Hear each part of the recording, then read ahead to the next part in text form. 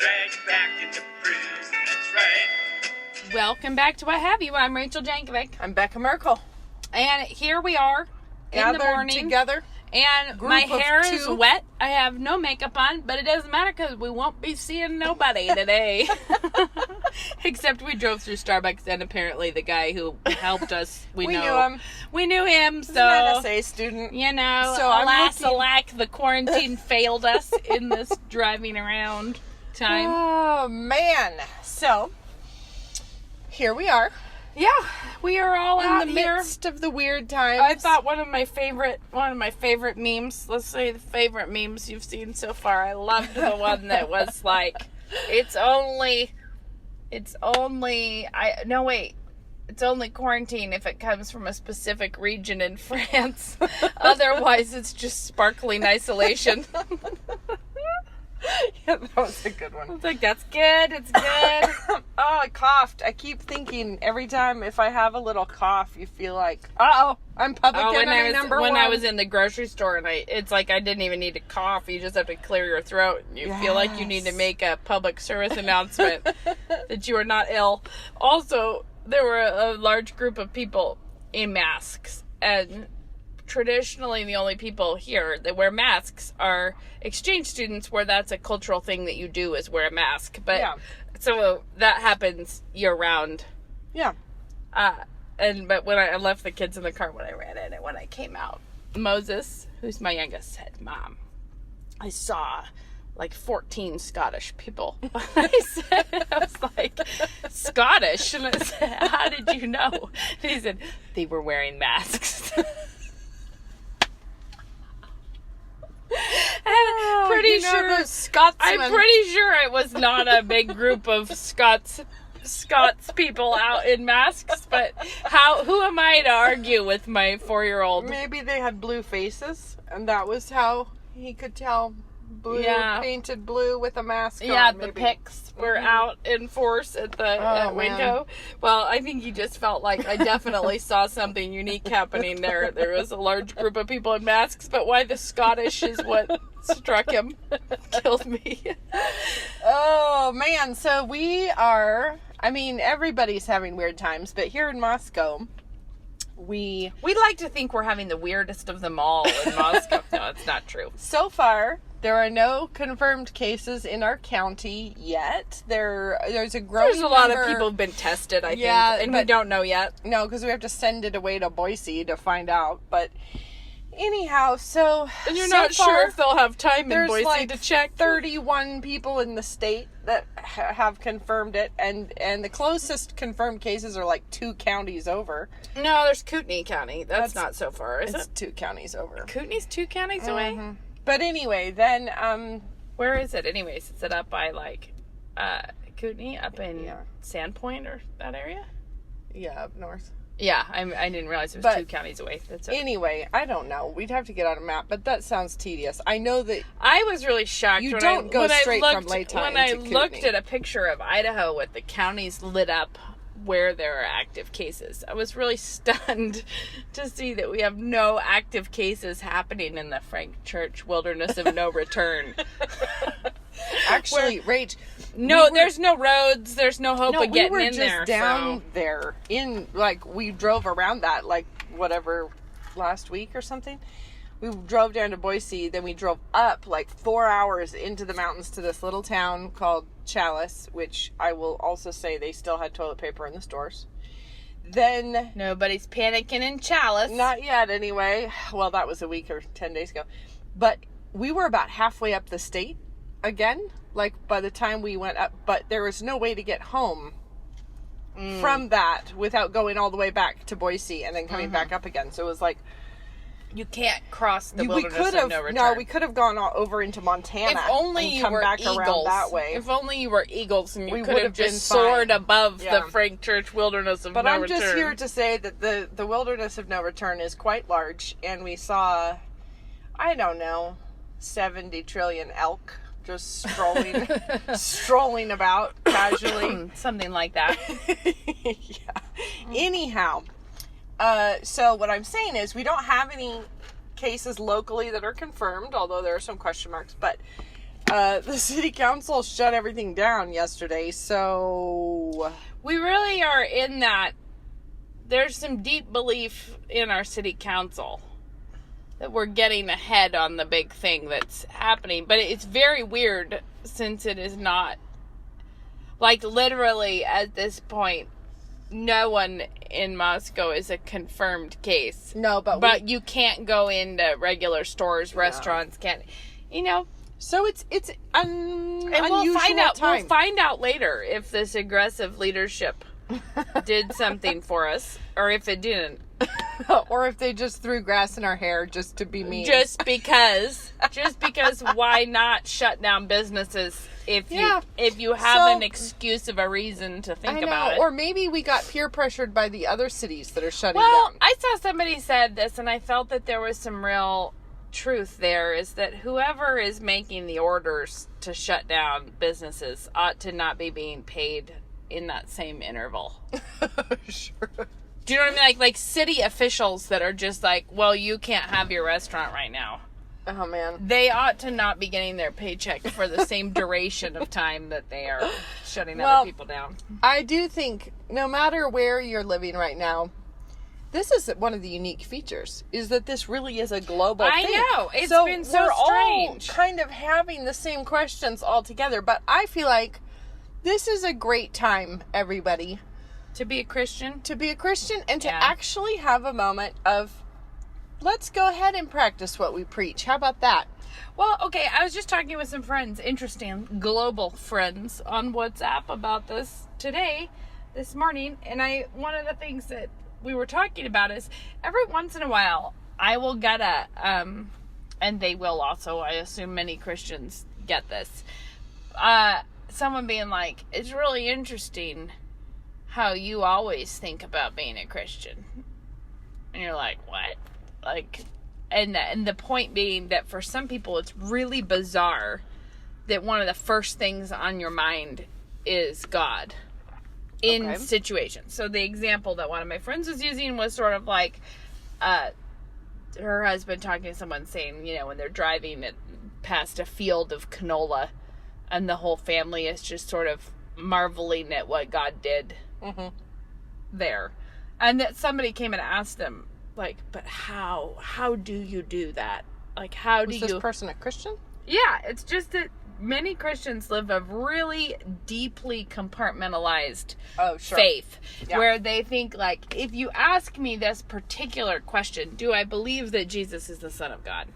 I'm like, yes, I believe that, but it's kind of like if someone said, do you believe that Providence is the capital of Rhode Island? And you're like, yes, but every day when you're driving around, you're not saying, look at the capital of Rhode Island's influence on this moment. You know, look at the reality of that in this, you know, and that would be, they think of it as being something you know to be true, but that it stays in a category of knowledge that is not all over your life. Sure. When the reality, it's not that Christians who think about God all the time it's not about us having an incredibly deep knowledge of a really limited, field of knowledge. Okay. It's that God is in everything and everywhere, and that God is so big that you can't help but see him And the thing is in everything. The governmental leaders, big and small, are dithering about quite a lot. But the question is, who is actually in control of this virus? Who actually knows everything there is to know about it? And who is commanding the situation? And it's very funny because the thing is you think, how many massive empires has God brought to their knees before? And it takes, as we're seeing, not a lot to do that. A virus is enough to, but the interesting rumors of a virus. Rumors That's of the war. thing. War and rumors of war, or viruses and In rumors our case, of virus. nobody is going down with the virus right now in Nate Moscow. and I were laughing that maybe the best social distancing would be social media distancing. Like, maybe what we should all do is put a quarantine on our thoughts. Well, Stop transmitting them one to another so rapidly. But the thing is like, what do we actually believe about this? Is God in control of this virus, or is he not? Or is he kind of like the Moscow City Council that's having a panic attack? Like, is he running along behind the rapid progression of the virus, yelling at everyone to wash their hands better? Right. No, he is not. No. Like, he is sovereign. He knows what he is about. And he's using this in our nation. And let's just, like, pray that it yields an amazing fruit, honestly. He's certainly got everybody's attention right now. Well, and there's a wonderful thing about people having to take a little look-see at how fragile the things that we've been given are, how fragile life is, how fragile the economy is fragile, and that your life as you knew it for a long time that didn't seem really able to be seem available to just sort of unsettle the whole thing at one time. But man, something really little can do that. Yeah. And the thing is, I guess there's a lot of waves, a lot of choppy waves out there. But do we believe that Jesus is in the boat with us or not? Turns out, guys, we do. And so... And do we believe that makes an actual difference on how you see the waves? Right. And should you be running around with your hair on fire in the privacy of your living room? And the answer to let me fill in for you that the answer for that is no, you should not be doing that. No, this is the time for us to actually act like we believe what we say, that God is sovereign. Think about the fact that what Scripture says, that what people should ask you is the reason for the hope that is in you. And if you are at home nurturing your little seedlings of despair and sadness over the whole situation, or fear and anxiety or whatever, that who is going to ask you how you got all that hope growing? Because it isn't growing, because you're not doing that. You're farming a different crop. Right. So the concept is let's farm the correct things that are actually only possible in the hope of Christ and the gospel, and like that we know that God knows what he is about. Yeah. And our job is to behave like Christians and to glorify him in that, and to be not at all... And pray for our country, pray for our leaders, pray for your family, do all of that stuff. But do it... Not just pray for... Just going to throw this out there. Pray for repentance. Yeah. Because, if you think as a Christian, and this is interesting. There's a lot of deep, deep wickedness in our country. Yep. Let's just take one quick example. We have all of the abortion bloodshed on our hands. We also have, in every little city that is now quarantining itself and wringing its hands, we have had pride parades. We have been defiant. We have been all kinds of things. We're not praying that God will just spare us from this, but that he will use this for a time of great revival and reformation. And if God was going to use a virus that sickened many and killed many and made things very difficult for us, to call his people to repentance, that should delight us to think of his purposes bringing about his purposes. And pray that we wouldn't that we want to be, and that we wouldn't be cowards in the face of God moving in people's hearts. And one of my friends mentioned that they've never had people so willing to talk about the big questions, because this has made people come screeching to a stop. This is a stick in the spokes of your bike. My high school kids were talking about how this is really weird, but they were like, this is the first time that they've experienced where you just start talking to strangers and you don't actually have to intro the subject.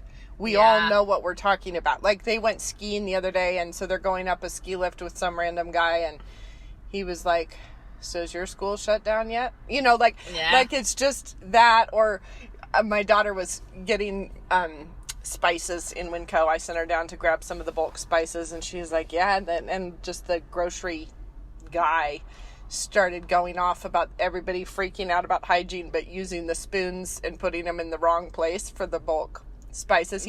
She's like, and you don't have to intro explain it with what are we talking about right now? It's on the front burner for everybody. I've also been seeing people who are living their entire social life for the week at Winco at the grocery store.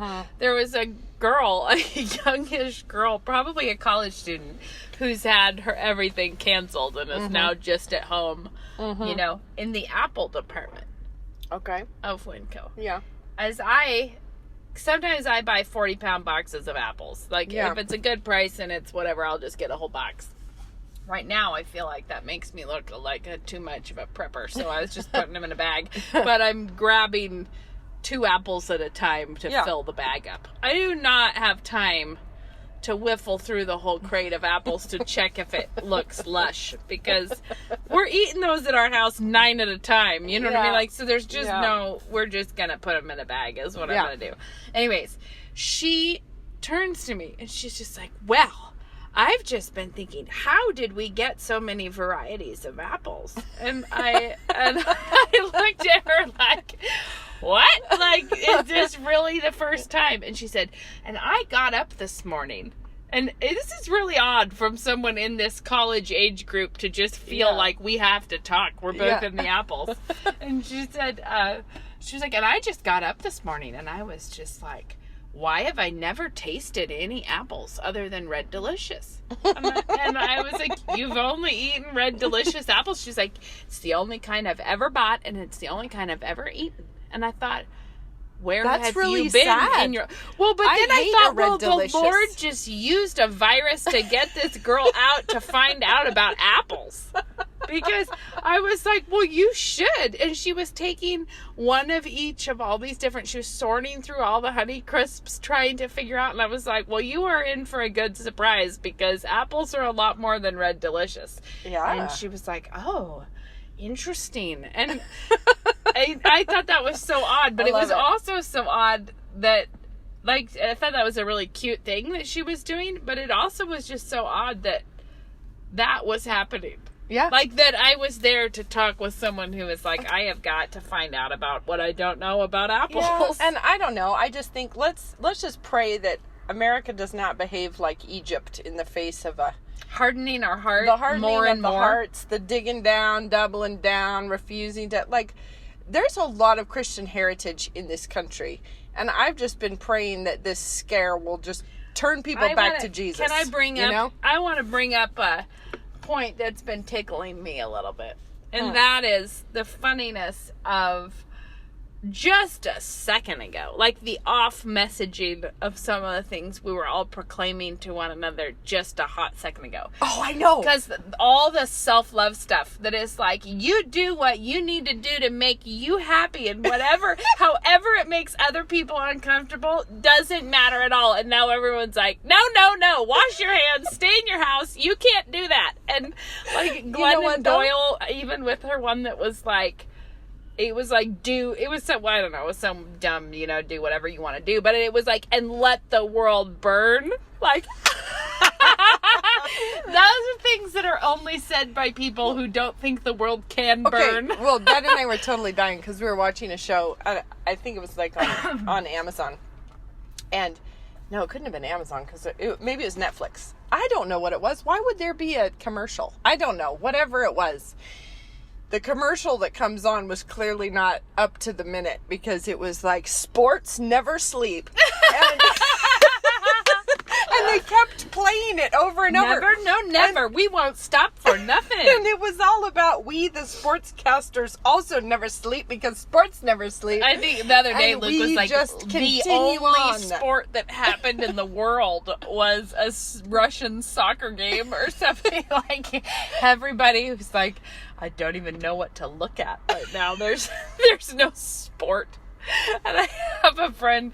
I'm going to have to go down to the Apple department. You have to see the beauty in some of this. There was a friend who said that she's never seen their neighborhood with so many children outside. Like, that there are children living in their neighborhood that they've never seen because they're always either in school or on their way to a sporting event. Yeah. But they're never just loitering in their own yard. And it was like, you have to say there's something pretty cute happening alongside. Like, I don't know. I had a couple of girls, I had a couple of my girls who spent some time the other day knitting down on the side of the hill bird watching. And I felt like, well, We've come to a new place when knitting and bird watching See, is one of I your feel like, okay, weekday both activities. knitting and bird watching is more profitable than Facebook fear mongering. Well, to say, oh my word. So think of like how much time do you have over the next however long this is going to be? I know, at least for me, I have 1 week off of school, and after that I do not know what happens. But I have this week, and I was just praying this morning that God would let this be like the double bounce on the trampoline. Yeah, Where yeah, you yeah. just like, what can I... And here I go! yeah, where like I can just get a double bounce off of that thing and get more done. And how many hours could we spend gloom and dooming hovered over our little blue light phones, having it's just so bad, isn't reading it? all of the differing Worse and worser projections. Well, the people who deny it and the people who hate the people I who think deny probably it. the And most then the interesting thing is that there is no, that experts disagree. And that in the absence of any kind of social trust between one political faction to another, it's very difficult to get a handle on what even is happening. And I think that's why we were talking about that the data that every Christian needs to know and remember is the data that God is in control, and that God told you not to be fearful and not to worry, and that God wants us glorifying Him and working hard and being joyful and realizing that the joy of the Lord is your strength, not your hand washing, not your all the other nonsense. No. It's like rejoice in your place, which is in God's hands. And not a hair falls to the ground. Like There's God, another data. God knows. not a hair. The every sparrow falls last to the ground. I'm not a hair. conflating He knows the number of the hairs and on your head. It's true that not a It's hair true that falls not a hair to the falls ground. to the ground. But Also, no eyelashes. I You'll was- be lost. I was having a little mashup moment there. I like how I rolled right past it. I know. I was like, whatever. Well, it's that true. sounds. It's that true. sounds biblical. I know. So I would just say, like, what are the places where you might be tempted? One would be to Oh, I know one. blow the whole time on... Since I have another suggestion of a way you could blow this time. Okay, how? And that is to go ahead and let any seeds of unrighteousness in your marriage come to full bloom. Oh, geez, I actually know that pastors are more swamped than ever with the problems people haven't been dealing with. Because, really? Because it's a Probably. real time of reckoning. Like, now you're just at home together. Now you just can't keep, the schedule is not keeping you apart anymore. You just have to notice that. No, and you could clean house, but you could clean house in your heart. That's a good way to wash, spend the time. instead of washing your hands compulsively, like, check your heart. Check Yeah. your heart. But then the thing is But then the world is still It's very beautiful. beautiful with so many gifts and so much to be grateful for. That's- so much. I feel like gratitude is a really important piece of this. You have so much to thank God for right now. And you might have a worry about your toilet paper supply. But You'll be all right. how much do you have to thank God for? Running water, Your toilet. toilet. There's a lot. I remember that as a little kid having a bad pain somewhere.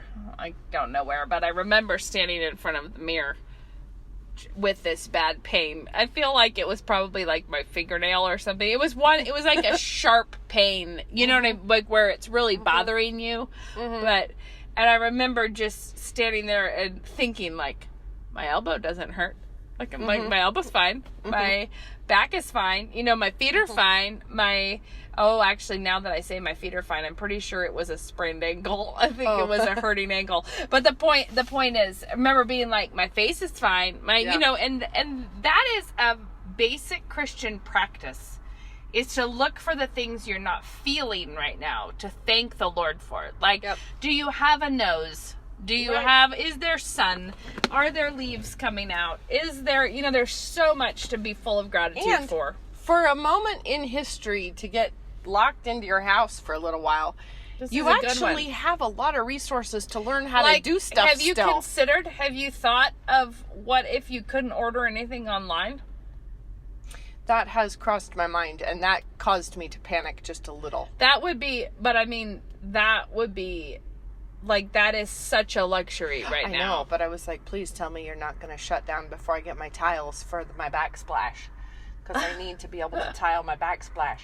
Anyways, but yes. My point is simply the luxury of being able to communicate easily with lots of people if you needed something. And being able to, like, imagine having to send one of your kids out on horseback to try to rustle up a neighbor. And if you're feeling like, what am I going to do with myself? Make tortillas. Oh, tortillas. Learn to make a tortilla. Mega, I keep seeing King Arthur because of the flour shortage. I keep seeing them. No, but it really makes me laugh. It's what an entitled, pig-headed people we are. People are on the Instagrams. King Arthur is like, since you're shut in, try making this glorious whatever. And then there will be all these comments of like, stop flaunting that some people have flour. Like, people are like, and I can't even buy it at a local store, you big losers.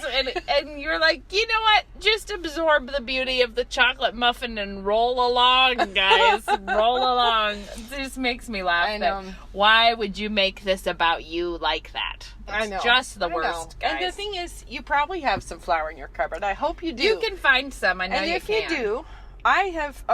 Rachel and I recorded a podcast the other day, and we decided it shouldn't see the light of day, so we're trying again today. Yeah, this is our next one. Yeah, so I already said this. If you want to know why, we're not going to tell you why we canceled it. No, we don't need to tell you why. No.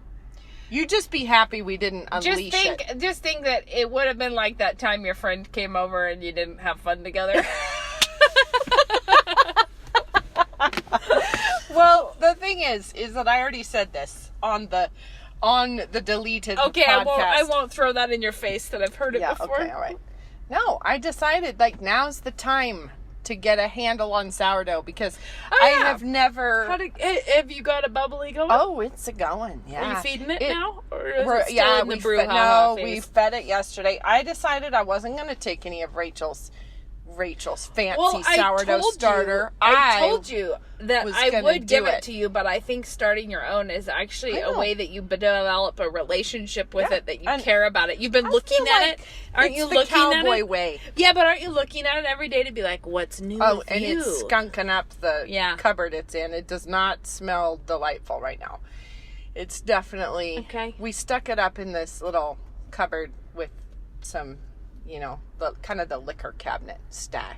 I wouldn't have done that, but I put mine out where I could see it all the time, because then it's much easier to keep it. You have a kitchen with counters, you fancy pants person. Yeah, I like to flaunt that. Anyway. Becca, maybe you could get one of those white elephant gifts that I've seen a long time ago, the necklace that holds your wine glass. The necklace. What? It's like a necklace with a big wood plank. Please so that say you no. It was like a total 70s. It was in a box. No. It was hilarious. It's like a man in a mustard turtleneck with this necklace with like a wood plank that has a place that you can set your wine glass, so you can hands-free your wine glass. You should get one of those for your sourdough starter, just to be really in tune. So I can smell it all day. Oh, man. Just so you can understand its every mood. But I'm just saying, you guys, that I decided it, like, up till now, I make bread a lot, but, sourdough was going to require too much of my mental space. It was like, I can't... The timing here is clearly let me tell you something. Rigmarole. I've told you, but I want to say it. I want to say it to people on the podcast who haven't done sourdough yet either. Okay. Is that it is...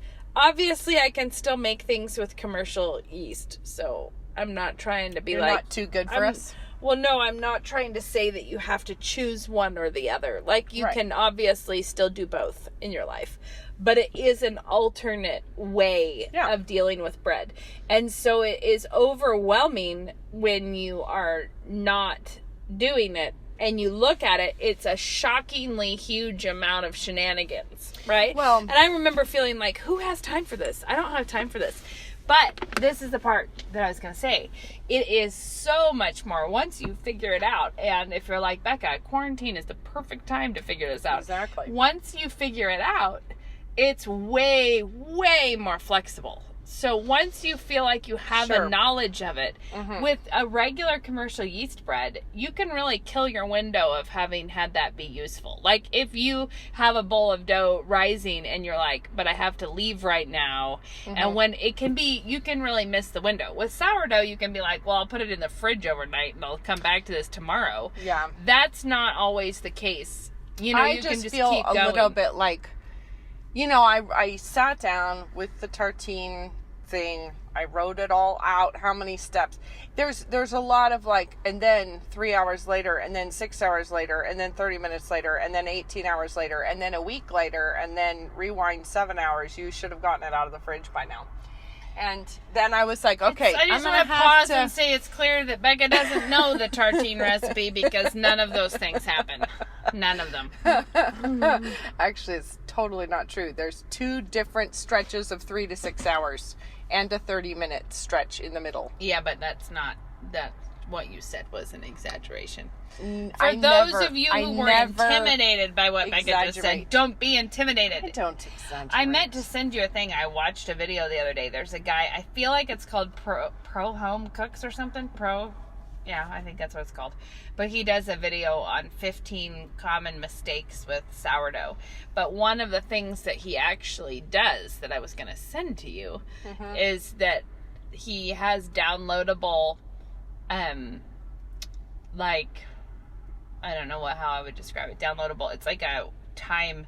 It's like he wrote out a sourdough schedule around life schedules, so that if you have a 9-to-5 job but That's you want the to make thing. sourdough, or if you are a night owl and you want to be making sourdough, like when to start the process and how to work it around your schedule. The part I disliked about I feel like I'm happy I'm getting this because I know I just have to do it for a little bit and then it'll feel very normal. But the part that was like, then you can put it in the fridge, but the next time you want to bake bread, get it out a week in advance and start feeding it again. And I was like, now see, I can't. If you're making it every day, then it makes sense. But Oh yeah, it you're said, talking about the starter, not the dough. Yeah, The leaven. I keep the starter on the counter and right, feed which it every day. which would work Yeah. for me if I'm making bread every day. If I miss a day and feed it again, then you want to get it back up to a really hopping. Like if you missed a couple days and it gets that liquid on the top and it's kind of stank, then you stir it up and I need to feed it for a couple days to get it really excited again. Yeah.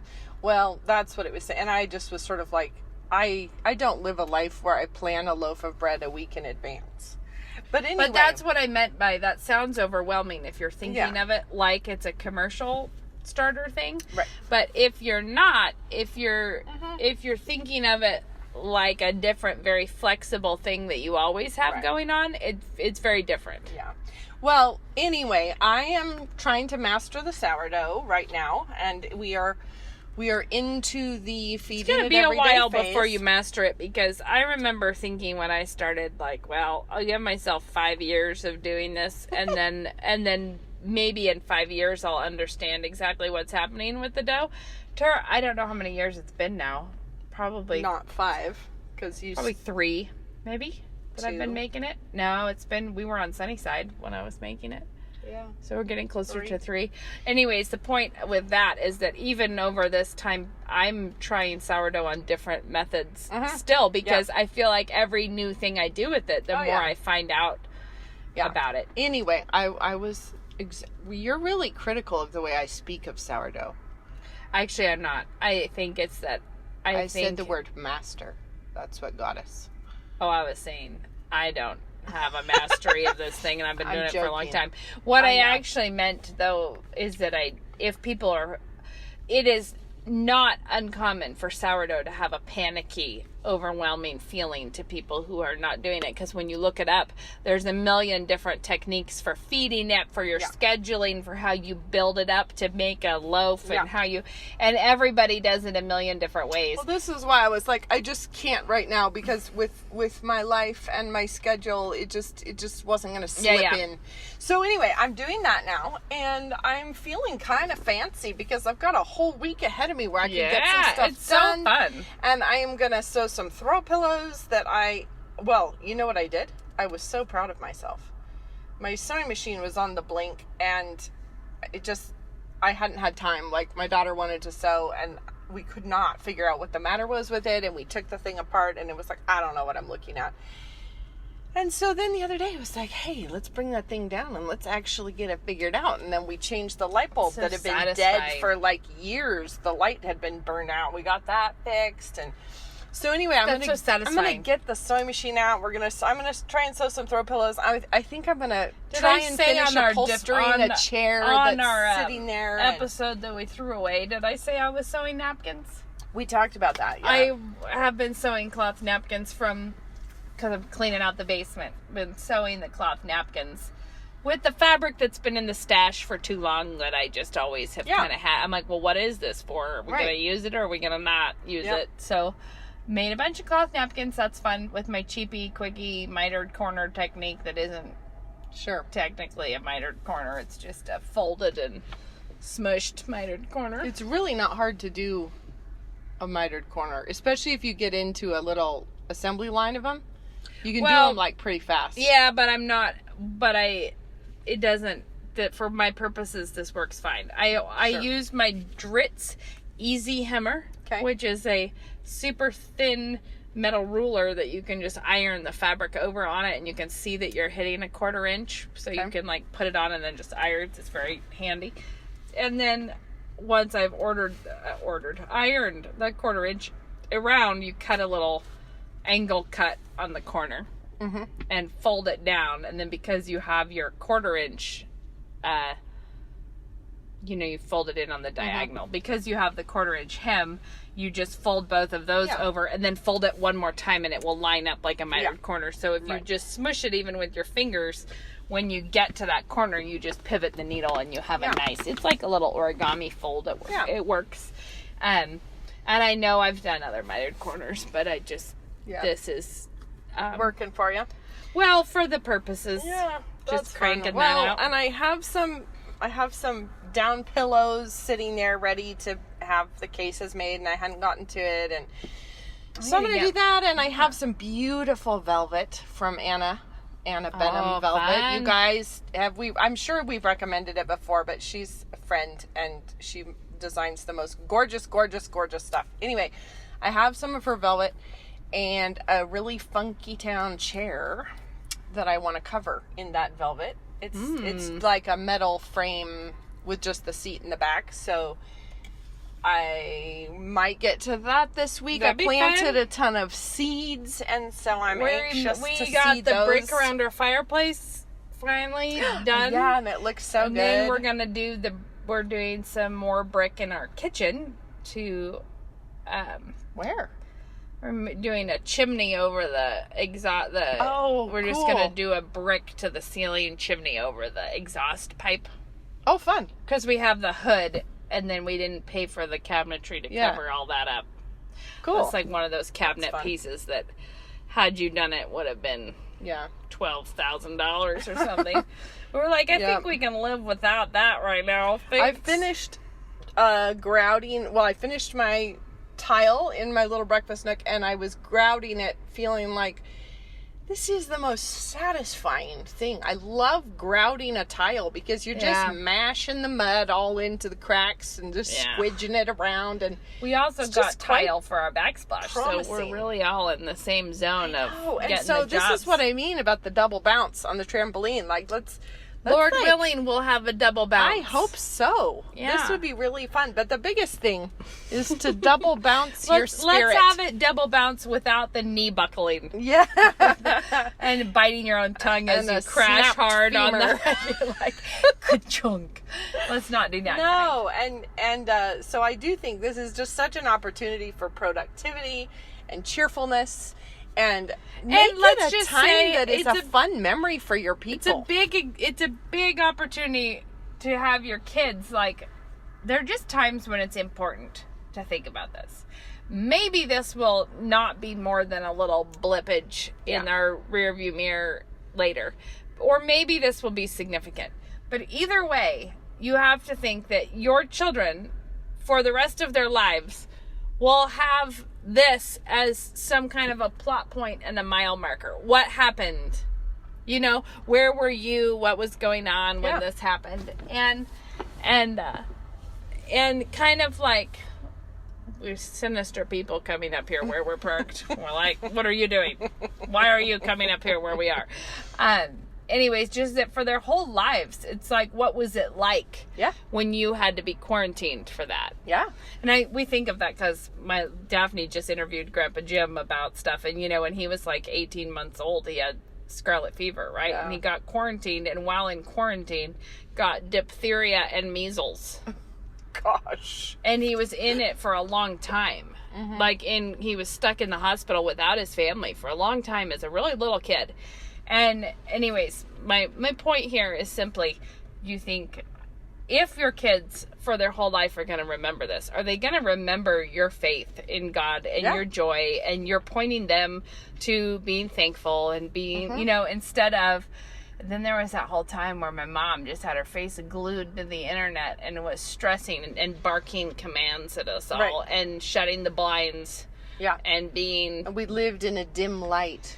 and we were only allowed to eat Dinty Moore stew out of a can. And things were rough.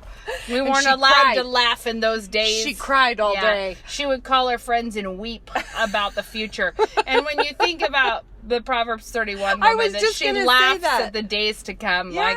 Like, your goal is not to be wringing your hands over the present or weeping about the future. It is to be laughing and joyful and also trusting God. Not like Proverbs 31 woman, she reaches out her hands to the poor, stretches out her hands to the needy. If there are people that need you right now, this is a great chance to be generous, open-handed, and brave, and not be like, I can't help you because you might have a germ. I'm trying to keep an invisible barrier between Right. me and other people shopping for apples. Gotta make sure to not thing be is, a like, friendly encounter you had with a stranger at I the know. grocery store Look today. for chances to be generous and open-handed and help, and maybe, like, honestly, right now in Moscow, the virus isn't here yet. No, but I did when I was at the grocery store. I did make a point of thanking the people who are working there. Yeah. And just being like, man, how are you doing? What a time to be in the grocery business. Yeah. Like, I don't want to be another grief in your Yeah. life right now. Yeah. And So- so just, I think, honestly, be brave. I think there's a lot of people that need a good shot of bravery right now. And just And fun. jolliness. I'm gonna go home today and be help. jolly today. We're going to finish warping the loom. Well, no, we're probably not going to finish. We're going to take the next step in warping the loom so Lena can do weaving this. Wants to be doing some weaving on this strange time when you're not in school. I know. And so just have it be a time of fun and making the most of what you've got. I have to say that the way you can have fun in this is through trusting God. Because it's very hard to have fun if you think you're the one pulling all the strings of your future safety and your and everything, your security and your safety, and you think it's all up to you. Then all of us would make horrific gods. We can't do any of this. We are way out of our depth of everything. I think it's much more fun to trust the Lord.